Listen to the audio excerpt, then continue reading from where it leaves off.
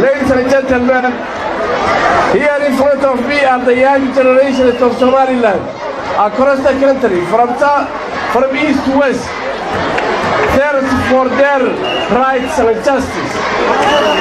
We are not looking for something different. We already got our independence in 1960 from UK. But we willingly, without any pressure, we joined with Somalia for a single purpose. That was to create Greater Somalia, which was broken into 5 parts that time. It was unsuccessful story.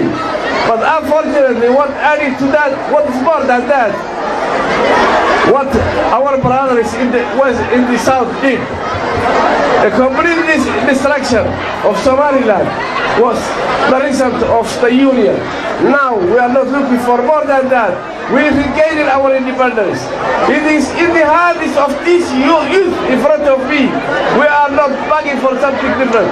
It is we just returned back our independence, which we lost and which we inherited destruction from it. That we thank